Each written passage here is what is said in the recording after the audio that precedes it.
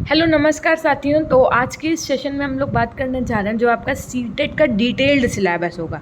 जी हाँ, आप सही सुन रहे हैं। इसके पहले सीटेट एक कैसा एग्ज़ाम है? तो क्वालिफाइंग एग्ज़ाम है। सीटेट करने के बाद में हम लोग को क्या जॉब मिल जाएगी तुरंत, ये हम आपको इससे पहले वाले वीडियो में बता चुके हैं। अगर आपने अभी तक उस वीडियो को नहीं देखा है तो आप फटाफट से प्लेलिस्ट में जा करके उस वीडियो को देख सकते हैं। इससे पहले ही वीडियो में बताया गया है कि ये एक क्वालिफाइंग एग्ज़ाम होता है और सारी डिटेल्स की सीटेट हमें क्यों देना होता है, क्या इसको दिए बिना हमारी सरकारी नौकरी लग सकती है या नहीं लग सकती है, तो इन सब के विषय में हम पहले चर्चा कर चुके हैं। तो आप वो वीडियो देख सकते हैं। हम उस विषय की चर्चा नहीं करेंगे आज के इस वीडियो में। हमने आपको बताया था सीटेट के 2 पेपर होते हैं। एक पेपर 1 होता है फॉर प्राइमरी और एक पेपर 2 होता है फॉर जूनियर। यानी कि फर्स्ट टू फिफ्थ में पढ़ाने के लिए अगर आपको फर्स्ट टू फिफ्थ में पढ़ाना है तो आपका एक ये एग्ज़ाम क्वालिफाई होना चाहिए सीटेट का, है ना, पेपर 1 का। अगर आप 6 to 8 के लिए अप्लाई करना चाहते हैं तो आपका पेपर 2 का एग्ज़ाम क्लियर होना चाहिए, है ना। अब एग्ज़ाम क्लियर करने के लिए कितने मार्क्स चाहिए होते हैं तो ये भी हमने आपको उस वीडियो में बताया। तो अगर अभी तक आपने वो वीडियो नहीं देखा तो फटाफट से देख लीजिएगा। अब देखिए, आज हम लोग बात करने जा रहे हैं आपका पहली बात तो एग्ज़ाम पैटर्न। हम आपको कल भी बता चुके हैं, आज भी हम बता देते हैं एक बार। तो एग्ज़ाम पैटर्न में हम आपको बता दें कि बाल विकास और शिक्षण से आपके 30 प्रश्न 30 अंक के होंगे। गणित से आपके 30 प्रश्न 30 अंक के होंगे। अब इनके अंदर कौन कौन से टॉपिक आएंगे ये हम डिटेल में डिस्कस कर रहे होंगे। अगर आपके पास पेन कॉपी नहीं है तो आप पेन कॉपी लेकर के उसको नोट डाउन कर सकते हैं, या अगर नहीं है आपके पास पेन कॉपी यहाँ पर तो आप उसके स्क्रीनशॉट लेकर के काम चला सकते हैं। अगर अभी तक आप हमारे टेलीग्राम चैनल से नहीं जुड़े हैं तो लिंक आपको डिस्क्रिप्शन बॉक्स में मिल जाएगा। वहाँ से आप हमारे टेलीग्राम चैनल पर जुड़ जाइएगा तो हम आपको ये PDF वहाँ पर प्रोवाइड करवा देंगे।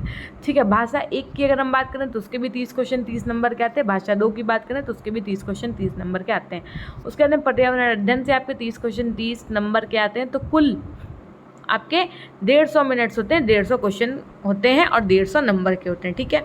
सब कुछ क्या रहता है, 150 क्वेश्चन 150 अंक के 150 मिनट। क्या नेगेटिव मार्किंग होती है? तो नहीं होती है। क्या मैम इसका सर्टिफिकेट कब तक वैलिड रहेगा? अगर मैं इसको एक बार में पास आउट कर लेता हूँ, मैंने कहा बेटा लाइफ टाइम के लिए वैलिड रहेगा। तो क्या मैम अगर हम पास हो जाएंगे तो क्या हम इसका एग्जाम दोबारा नहीं दे पाएंगे? हमने कहा आपका जितने बार मन हो आप उतने बार दो, है ना। लेकिन इसका सोचो कि कोई एक रोल बढ़ा नंबर बढ़ा लेंगे तो कुछ होगा, तो कुछ नहीं होने वाला। अगर आप एक बार क्वालिफाई कर चुके हैं तो कोई दिक्कत नहीं है ना। अगर पेपर 2 की बात करें तो पेपर 2 की बात हम बाद में इसके बाद वाले वीडियो में कर रहे होंगे। पहले हम लोग बात करेंगे पेपर 1 की। तो पेपर 1 में हमने अभी आपको बताया कि बाल विकास और अध्यापन से 30 प्रश्न आते हैं। अब 30 प्रश्न में कितने प्रश्न किस टॉपिक से आते हैं? भाई क्या 8 प्रश्न यहाँ से आते हैं, 10 प्रश्न वहाँ से आते हैं। अब जैसे घर में मान लो रक्षाबंधन का सीज़न आने वाला है ना, तो कुछ बुआ एक एरिया से आएंगी, कुछ दीदी लोग आपके दूसरे घर से आएंगे, है ना। तो पता चले एक एरिया में बुआ और दीदी दोनों लोग रहते हैं तो वहाँ से दोनों लोग आ गई, तो सब आ करके मिलके इकट्ठा हो जाएंगे, तब कहीं जाकर के सेलिब्रेशन होता है। तो वैसे ही क्या होता है यहाँ पर कि बाल विकास से तो पूरे 30 प्रश्न आपके पूछ जाएंगे, लेकिन कौन से टॉपिक से कितने प्रश्न उठते हैं, है ना, ये बहुत बड़ी बात होती है। पता चले आप एक टॉपिक है मान लो समावेशी शिक्षा का, आप उसको पढ़े जा रहे हैं, वहाँ से केवल 3 क्वेश्चन बनते हैं। तो उससे बेटर तो वो है ना कि 15 क्वेश्चन जब सिर्फ और सिर्फ प्राथमिक स्कूल से बनना है तो आप ये पढ़ लो। तो ये इसलिए देखा जाता है कि कौन से टॉपिक से कितने क्वेश्चन बन रहे हैं। चूँकि अभी आप लोग नए हो तो मुझे आपको हर एक चीज़ समझानी है कि ये भी क्यों देखना है, इसका भी जवाब मुझे ही देना है ना। तो एक बार मैं ये चाहूँगी कि अगर आपको वीडियो पसंद आ रहा है तो अभी तुरंत ही लाइक कर दीजिए, और अगर तक अब आपने इसको शेयर नहीं किया तो अपने दोस्तों को और जगह पे शेयर कर दीजिएगा। कमेंट सेक्शन में ये नहीं लिखना भूलिएगा कि वीडियो कैसा लगा। अगर वीडियो अच्छा लगता है तो आपको सीटेट की मैं सारी डिटेल्स पल पल की खबर और सब कुछ इसी वीडियो के माध्यम से देती रहूँगी। ठीक। अब देखिए, इसमें टॉपिक है आपका पहला, बाल विकास के अंतर्गत क्या है कि प्राथमिक स्कूल के बच्चों के लिए तो ये यहाँ से आपका 15 प्रश्न का एक एस्टीमेट होता है लगभग, है ना, मोटा मोटा कि हाँ 15 से क्वेश्चन लगभग बनते हैं। अब इसके अंदर में हम कौन कौन से टॉपिक आते हैं, हमने कहा देखो इसके अंतर्गत आता है आपका विकास की अवधारणा और इसका सीखने के साथ संबंध, बच्चों के विकास के सिद्धांत, आनुवंशिकता और पर्यावरण का प्रभाव, समाजीकरण की प्रक्रिया, सामाजिक दुनिया और बच्चे जैसे शिक्षक, माता पिता और साथी। उसके बाद में जीन पियाजे की थ्योरी, कोहलबर्ग की थ्योरी, वाइगॉत्स्की की जो निर्माण और महत्वपूर्ण दृष्टिकोण है, इनकी चीज़ें आपसे पूछी जाएंगी, इनसे संबंधित प्रश्न बनेंगे। बच्चों को केंद्रित करते हुए प्रगतिशील शिक्षा की अवधारणा, बौद्धिक विकास के लिए गुणात्मक विवेचन, चहुँ और बौद्धिक विकास, भाषा और विचार। उसके बाद में एक सामाजिक निर्माण के रूप में लिंग भूमिका, लिंगी भेद, लिंग पूर्वाग्रह और शैक्षिक अभ्यास। शिक्षार्थियों के बीच व्यक्तिगत जो मतभेद होते हैं, भाषा, जाति, लिंग, समुदाय, धर्म की विविधता के आधार पर अंतर स्पष्टीकरण। सीखने के आकलन, स्कूल आधारित मूल्यांकन, सतत एवं व्यापक मूल्यांकन और नज़रिए और व्यवहार के बीच भेद। शिक्षार्थियों की तत्परता के स्तर के आकलन करने के लिए, सीखने और कक्षा में महत्वपूर्ण सोच को बढ़ाने के लिए और शिक्षार्थी की उपलब्धि का आकलन करने के लिए उचित प्रश्नों का प्रतिपादन। ये कुछ टॉपिक्स हैं जहाँ से आपके लगभग कितने नंबर के क्वेश्चन बन रहे हैं, 15 प्रश्न आपके बनते हैं लगभग। ये आपके कौन सा टॉपिक से रिलेटेड ये आपके पॉइंट्स हैं, तो ये प्राथमिक स्कूल के बच्चों से संबंधित थे। अब ज़रा हम बात कर लेते हैं कि 5 क्वेश्चन जो होते हैं बेटा वो आपके बनते, देखो कुल 30 प्रश्न बनना है, तो 15 तो निकल गए, बचे 15। अब 15 में 5 क्वेश्चन जो हैं वो आपके किससे बनते हैं, समावेशी शिक्षा की अवधारणा और बच्चों की समझ के आकलन से। इसके अंतर्गत आपका जैसे विभिन्न पृष्ठभूमि से संबंध रखते हुए शिक्षार्थी, सुविधाहीन और वंचित शिक्षार्थियों को पढ़ाना। उसके बाद में देखो सीखने की कठिनाइयाँ, दुर्बलता आदि के साथ बच्चों की ज़रूरतों को संबोधन, बुद्धिमान, रचनात्मक, विशेष रूप से विकलांग शिक्षार्थियों का संबोधन। इन सबसे 5 नंबर में प्रश्न बन जाते हैं। अब देखो कुल 20 प्रश्न 20 नंबर के हो गए आपके, है ना। अब बात आती है 10 प्रश्न जो आपके बचते हैं वो कहाँ से बनते हैं, तो वो बात बनते हैं आपके शिक्षा और अध्यापन से। जैसे कि कैसे बच्चे सोचते हैं, सीखते हैं, कैसे और क्यों वे स्कूल में सफलता प्राप्त करने में असफल हो जाते हैं, शिक्षण और सीखने की बुनियादी प्रक्रियाएं, सीखने के लिए भाई बच्चों की रणनीति, एक सामाजिक गतिविधि के रूप में शिक्षा का सामाजिक संदर्भ, समस्या का हल निकलने वाले और एक वैज्ञानिक अन्वेषक के रूप में बच्चे, कुल मिला के पेडागॉजी से संबंधित आप कह सकते हैं। बच्चों में सीखने की वैकल्पिक धारणाएं, सीखने की प्रक्रिया में बच्चों की त्रुटियों को महत्वपूर्ण कदम के रूप में समझना, अनुभूति और भावना, प्रेरणा और सीखने के लिए योगदान के कारक, व्यक्तिगत और पर्यावरण। तो ये कुल मिलाकर यहाँ से आपके 10 नंबर के क्वेश्चन बनते हैं, ठीक। तो आपने देख लिया कि 30 नंबर के क्वेश्चन कैसे बन रहे हैं। अब यदि मैं भाषा 1 की बात करूँ तो भाषा 1 जो होती है पहली लैंग्वेज 1, उससे भी 30 प्रश्न बनते हैं। 30 प्रश्न में 15 प्रश्न तो आपके सिर्फ और सिर्फ भाषा समझ से बन जाते हैं, है ना। और उसके बाद में एक गद्य और पद्य की समझ पर प्रश्न पूछे जाते हैं, जिससे अनुमान, व्याकरण और शाब्दिक क्षमता से संबंधित प्रश्न भी होते हैं, जिसे आप गद्य, साहित्यिक, वैज्ञानिक तथा कथा या असंबद्ध हो सकता है।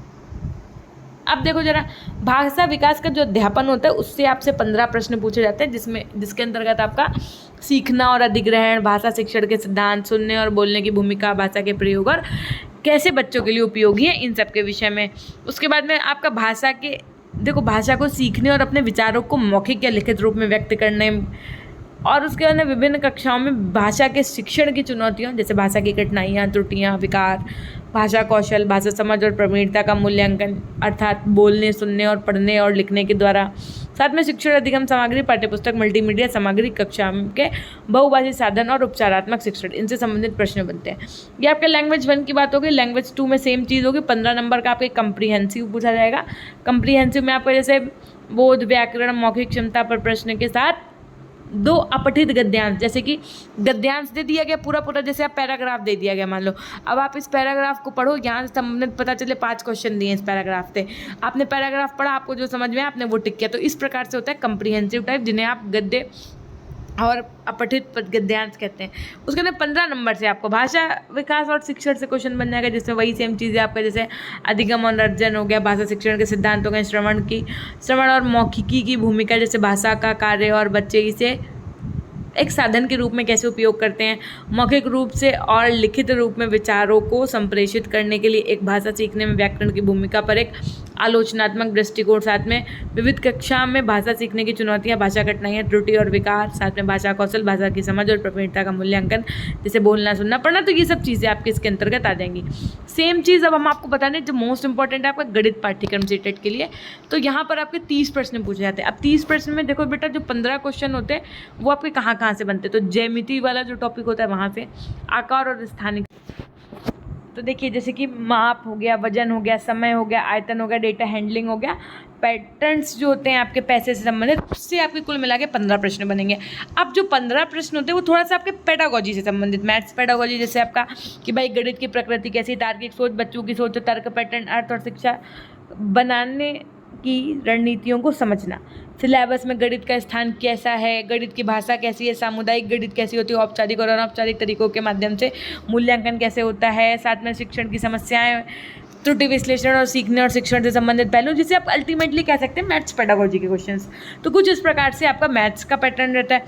फिर अंत में आपके जो 15 देखो तो 30 प्रश्न होते हैं, वो कैसे बनते हैं, पर्यावरण वाले। तो उसमें एक ऑप्शन होता है 15 क्वेश्चन आपके कंटेंट संबंधित प्रश्न होते हैं, है ना, जैसे कि आपका ईवीएस से संबंधित क्वेश्चंस जो होते हैं कुछ इस प्रकार से। बाकी जो क्वेश्चंस कंटेंट से संबंधित होते हैं उनके अंतर्गत में जैसे आपका परिवार और दोस्त, रिश्ते नाते, कार्य, खेल, जानवर, पौधे क्यों, है ना, भोजन, घर, पानी, यात्रा, चीज़ें हम जो करते हैं वो सब चीज़ें आ जाएंगी। और 15 क्वेश्चन जो होते हैं वो आपके फिर से शैक्षणिक मुद्दों से बनते हैं, जो आपका फिर से पेडागोजी के अंतर्गत आ जाएगा। जैसे अवधारणा और ईवीएस का स्कोप क्या है, ईवीएस की एकीकृत ईवीएस का महत्व क्या है, पर्यावरण अध्ययन और पर्यावरण शिक्षा क्या है, सीखने के सिद्धांत कैसे हैं, क्षेत्र और विज्ञान और सामाजिक विज्ञान के संबंध में प्रस्तुत अवधारणाओं के दृष्टिकोण, क्रियाएं, प्रयोग और व्यवहारिक कार्य और विचार विमर्श, कुछ इस प्रकार की चीज़ें बनती हैं। ठीक, तो अल्टीमेटली हमने आपको ये पूरा डिटेल्ड सिलेबस दिखा दिया। ठीक है, अब हम आपसे ये बता दें कि देखो जैसे आपने पेपर 1 का ये पूरा हमसे सिलेबस देख लिया, है ना, हमने आपको बाल विकास का भी सिलेबस बताया, गणित का भी बताया, भाषा 1, भाषा 2 और पर्यावरण अध्ययन का। अब इसी प्रकार से अगर आपको पेपर 2 का सिलेबस देखना है, यानी कि अगर कक्षा 6 से 8 तक के शिक्षक बनना चाहते हैं तो आपको उसका भी एनालिसिस करना पड़ेगा। अरे मैम वहाँ पे भी बाल विकास है। हमने कहा देखिए सबका स्टैंडर्ड अलग होता है, लेवल अलग होते हैं प्रश्नों के, तो इसकी मत सोच के चलना कि हम इसकी तैयारी कर लेंगे तो हो जाएगी ना। आपको उसके लिए थोड़ा सा एक्स्ट्रा एफर्ट्स डालने पड़ेंगे अपने स्टडी में, अगर आपको पेपर 2 क्लियर करना है तो देखो अगर आप ऐसा ही वीडियो चाहते हो सेम कि मैं पेपर 2 का भी बनाऊँ, तो आप कमेंट सेक्शन में कमेंट करना ना भूलिएगा कि ma'am I also want such type of video for paper 2, है ना, then I will make the video on this topic. After that कि अगर अभी तक भी आपने चैनल को सब्सक्राइब नहीं किया है तो देखिए इसी तरह की लेटेस्ट अपडेट्स के लिए चैनल को सब्सक्राइब करके बेल आइकन प्रेस कर लीजिएगा। अगर अभी तक आप हमारे टेलीग्राम चैनल से नहीं जुड़े हैं तो लिंक आपको डिस्क्रिप्शन बॉक्स में मिल जाएगा, आप वहां से हमारे टेलीग्राम चैनल से जुड़ सकते हैं। ये थी एक छोटी सी जानकारी। अगर वीडियो पसंद आए तो लाइक करना ना भूलिएगा, कमेंट सेक्शन में कमेंट करना ना भूलिएगा। धन्यवाद। मिलते हैं हम आपसे नेक्स्ट वीडियो के माध्यम से, तब तक के लिए अपना ध्यान रखिएगा।